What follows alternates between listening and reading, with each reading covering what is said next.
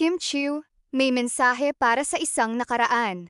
Usap-usapan ngayon ang naging makahulugang mensahe ni Kim Chiu para sa kanyang dating minahal. Sa isang segment ng It's Showtime na may temang Shout Out to Your Ex, nagbigay si Kim ng maikli pero kapansin-pansing mensahe. Anya, hindi niya pinagsisisihan ang kanilang mga naging alaala, pero hindi na niya nais na balikan ang nakaraan. Dagdag pa niya, may mga alaala talagang mas magandang manatili na lamang bilang bahagi ng nakaraan.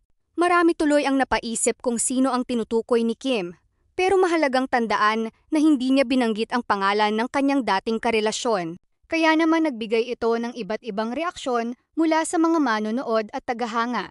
Para sa iba, ang mensahe ni Kim ay tungkol sa pagtanggap, pagrespeto sa nakaraan, at pagpapatuloy sa bagong yugto ng buhay.